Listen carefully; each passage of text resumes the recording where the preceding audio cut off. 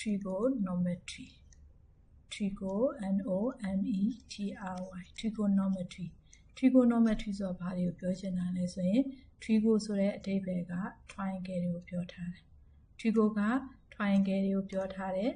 ဒီဟာဆိုရင်ဒီပါကြည့်လိုက်တဲ့အခါမှာ T-R-I-A-N-G-L-E-S triangles okay ဒါဆိုရင် normetry ဆိုတာဘာပြောရလဲ normetry ဆိုတာ measurement ဒါဆိုရင် trigonometry ဆိုတဲ့အဓိပ္ပာယ်ကဘာတွေကို measurement လုပ်ထားလဲဆိုရင် triangle တွေကို measurement လုပ်ထားလို့ပြောတာ okay ဒါပေမဲ့ triangle တွေ measurement လုပ်တာဆို triangle အမျိုးအစားတွေသိဖို့လိုတယ်အဲ့ထဲမှာဘာ angle အမျိုးအစားတွေလဲဆိုရင် acute angle triangle acute angle triangle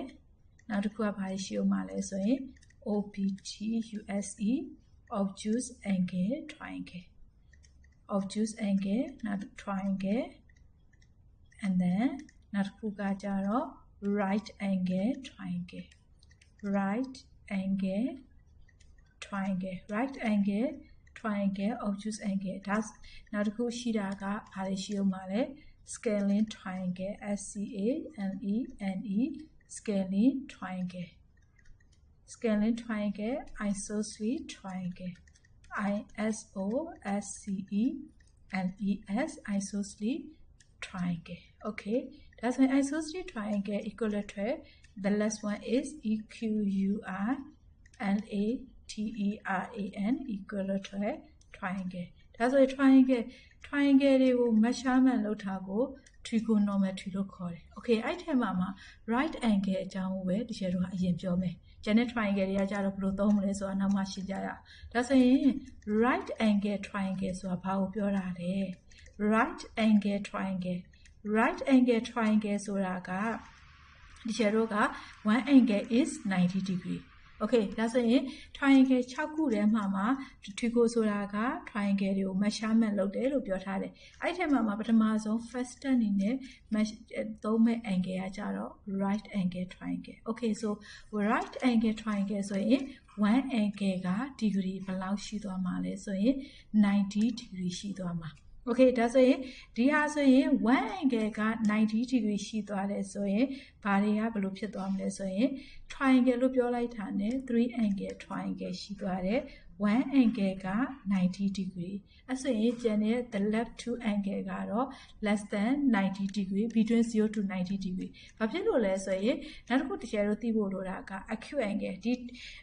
ဒီ trigo မှာတကယ်လို့အဓိက clear ဖြစ်ဖို့လိုတာက acute angle okay acute angle ဆိုတဲ့အဓိပ္ပာယ်ကဘယ်နဲ့ပဲကြားမှာလဲဆို between 0 to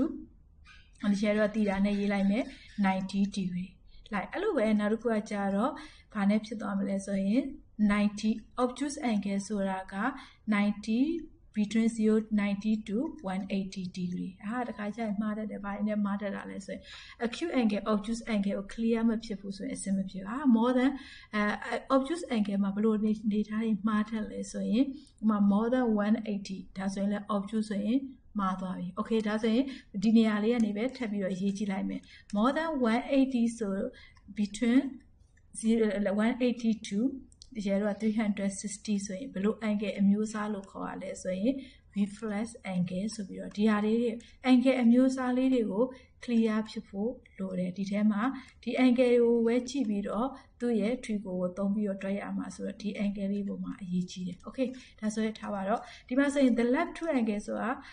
right ဒီကျတော့ one angle is 90 degree ဒါဆိုရင်ဒီကျကဒီဟာလေးကို A ဒါလေးက B ဒါလေးက C လို့ထားလိုက်မယ်ဒါဆိုရင်ကြည့်လိုက်တဲ့အခါမှာဒီ angle ကသီတာ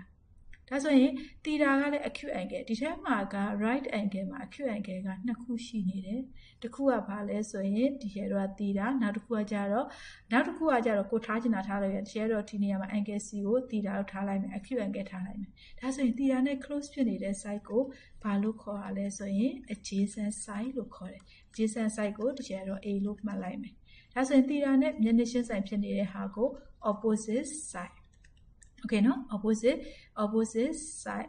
side ကိုဒီချက်ကတော့ O လို့ပဲပြောလိုက်မယ်ဒါဆိုရင်တကယ်တော့ဒီမှာဆိုရင် right angle မှာဆိုရင် hypotenuse side is the longest side ဒါဆိုရင်တကယ်တော့ HYPO TENUSC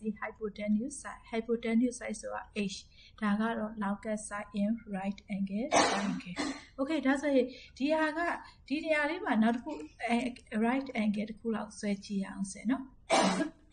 နောက်တစ်ခုဆွဲလိုက်တဲ့အခါမှာလည်းဒီဟာကဘာဖြစ်နေရလဲဆိုရင်ဒါက A ဒါလေးက B ဒါလေးက C ဆိုတော့ angle C ကို acute angle ထားအခု angle A ကို acute angle ထားလိုက်မယ်ဒါဆိုရင် acute hypotenuse side ဆိုတာ opposite of right angle no changes ပဲ hypotenuse side ကတော့ HYPO TENUSE hypotenuse side H hypotenuse ဒီ theta နဲ့ close ဖြစ်နေတဲ့ side ကကြတော့ AB ဆိုရင် ADJACEND adjacent side က A ပေါ့ဒါဆိုရင် BC ကတော့ဒီရှေ့မှာဘာဖြစ်သွားပြီလဲဆိုရင် opposite ဖြစ်သွားပြီ opposite ဖြစ်သွားပြီဆိုရင်ဒီရှေ့တို့ကဘာလို့သုံးမှာလဲ O လို့သုံးမှာ okay ဒါပြီးတော့မှဒီရှေ့တို့က right angle လို့သိတယ်မှာဒီရှေ့တို့က trigo ratio တွေစဉ်းစားကြည့်အောင်trigo ratio ကဘယ်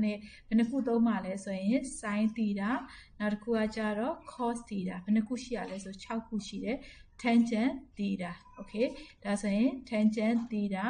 cotangent theta secant theta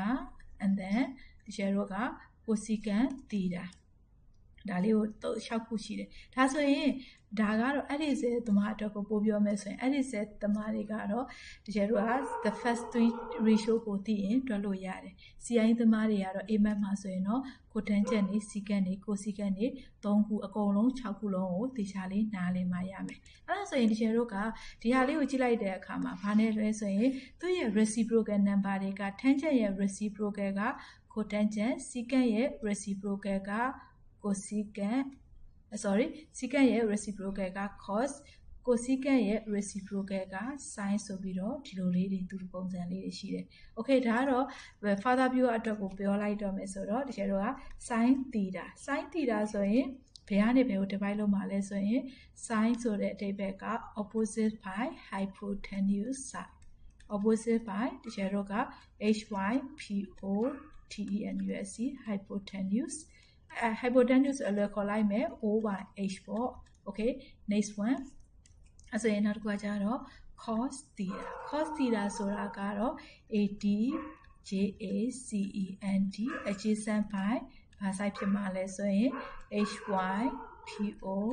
TENUSE hypotenuse side ဆိုရင် A by H okay ဒါဆိုရင်နောက်တစ်ခုကကြတော့ဘာအတွက်သုံးမလဲဆိုရင် tangent theta ဆိုတာက OPP ကို opposite by ဒီကျတော့ဘာသုံးမလဲဆိုရင် HYPမှာပါပြီ adjacent side ဖြစ်သွား ADJACEND adjacent side ဟုတ်ပြီဒီဟာကိုသုံးလို့ရလိုက်တဲ့ ratio ကဘယ်ဟာပဲသုံးဘယ် triangle ပဲသုံးလို့ရမှာလဲဆိုရင် only right angle triangle ပဲเนาะကျန်တဲ့ triangle တွေလုံးဝသုံးလို့မရဘူး okay အဲ့ဆိုရင်ကျန်တဲ့ triangle တွေ acute angle obtuse angle ကျန်တဲ့ triangle တွေကြတော့ဘာတွေသုံးမှာလဲဆိုရင်တော့ကျန်တဲ့ triangle တွေကတော့နောက်တစ်မျိုးနဲ့သုံးမှာဒါပေမဲ့ဒီမှာရှိနေတဲ့ ratio 6ခုကတော့ဘာအတွက်ပဲသုံးလို့ရမှာလဲဆိုရင် only right angle triangle တကယ်တော့ဒီဟာလေးတွေကအဲ့ဆို cotangent နဲ့ secant နဲ့ cosecant နဲ့ဘာလို့ရေးမပေးရလဲဆိုရင်သူရဲ့ reciprocal လောက်လိုက်ရင် cotangent secant တွေဟာရသွားပြီလို့ပြောချင်တယ်okay เนาะဒါလေးကတော့ဘာအတွက်ကိုပြောချင်တာလဲဆိုရင်ဒါက right angle triangle အတွက်ကိုဒီလိုလေးပြောထားတာဒါကတော့ basic လေးကိုပြောပြထားတာเนาะ